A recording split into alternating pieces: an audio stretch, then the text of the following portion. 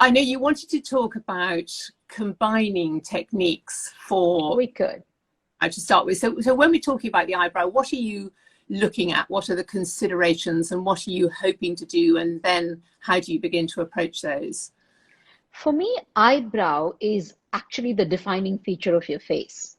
If you look at an eyebrow, you would, if I cut off everything and just give you a forehead and an eyebrow, probably you could say it's a man or a woman, right?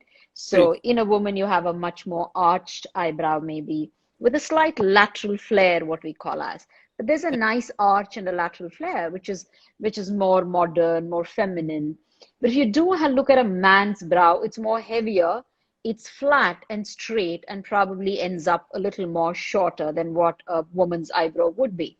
So firstly, in a sex distinction itself, eyebrow plays a huge part. And then when a face is young and old, again, you see the eyebrow change position. So as you start aging, it's not that the eyebrow dips down. In fact, the eyebrow in the medial part or the middle part starts to kind of lift up. And then this starts to go down. So your eyebrow changes to something like this. So that's when you start looking older. Okay. Yeah, so that adds age to the face. So I'm looking at making a person more youthful. I'm looking at making either a female look more feminine or a man look more masculine. So that also I can play with the eyebrows. Making a person very beautiful or attractive can be worked with the eyebrows.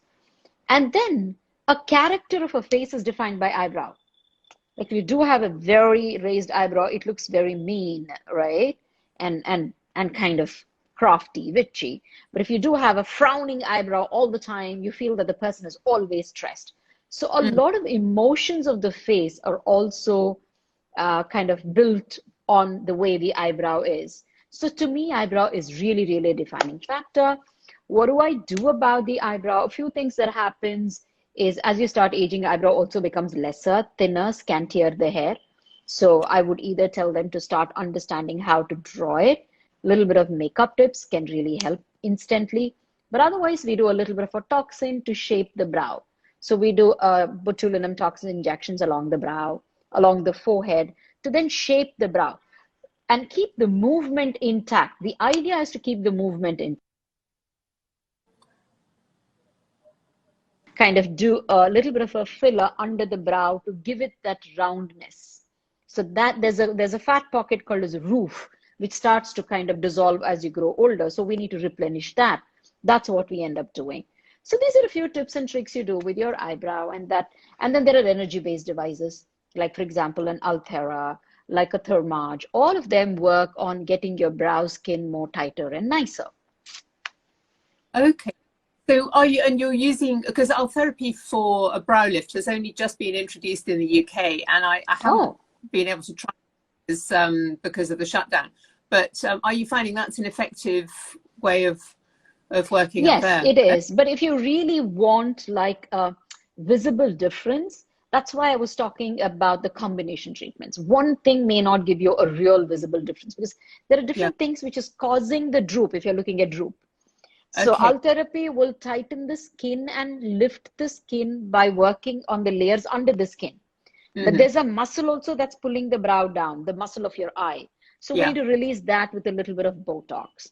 And then there is a fat loss and the bony change underneath. To give support, then we need a filler. So a combination of a filler, a Botox, and an Altherapy would give you a fantastic result of a nice brow lift. Wonderful. And then would you consider doing a bit of filler in the temples as well? Yes, why not? With the tail of the brow? Yes, yes. Yeah. That really helps support the tail of the brow and keep it nice. So a nice rounded transition from your forehead or your temple region to your malar mount that we call it, which is the cheekbone. A nice transition will make it look youthful, prettier, and give support to the last half of your eyebrow, tail of your eyebrow. So that really works well. Thank you. And something I've only become aware of recently is the use of filler in the forehead to, if in an older face, it can get that kind of flatness up here where a bit of convexity is helpful. I don't know, does that impact on the brow, or is that simply working on the contour of the forehead? It's more working on the contour of the forehead when you're doing it right. If you do it wrong and if you put too much out there, then it can kind of get the brow down. Okay. But otherwise, there might not be a real positive impact on picking the brow up. Yeah, But sure. when you make anything a little more rounded, it consumes a little bit of a skin. So it might give you a slight open eye look, ever so little. Yeah, but it wouldn't be the first thing to do. No, no. If you're thinking of Okay. brow, then that wouldn't be the first thing that you're thinking of. Okay, and then you need your expertise to sort of not feminize a masculine brow and Oh, vice versa yes. Oh, with yes. Oh, a yes. little bit. Sorry, come again. So could you talk a little bit about the way the feminine brow needs to be more curved and the masculine So brow? a feminine brow, like I said, is a little more arched and there could be a lateral flare, but a masculine brow is more flat and straight and more thick, and it has a better bony support, or what we call as frontal bossing. So you might have a little more extra bony support, so it's more thick. It's also a little lower placed, or it hoods over the eye a little for a man, while for a woman, it's nicely lifted up. So this is the difference. So when I work with the toxin, especially on the forehead and the eyebrow, I'm very careful not to feminize a masculine or masculinize a feminine brow, because not only the muscles of the brow here, but also the frontalis really works on how the brow shape is, as against what we were discussing just now about filler on the brow. But a Mm, Botox on the forehead affects your brow big time. So it's important to yes. do it really judiciously well. Yes. And is it something, I mean, with toxin on the forehead, is it easier to manage that in a patient the better you know them, the more they come back to Yes. you? Because surely the first time it must be really difficult to judge to what extent they'll get a change. I mean, Um, sorry, I've got kind of. yeah. No, that's fine. Yeah, I get that. But sometimes when you have practiced long enough, you kind of see the muscle dynamics, and then you know what to predict with your toxin, because you can't the much more newer in the practice. Then I think what you could do is forehead is one place you treat it with a lot of respect.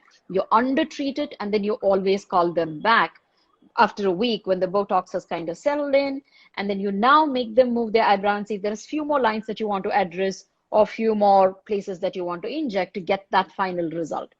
But if you've kind of practiced for a while, you have an idea of what to do.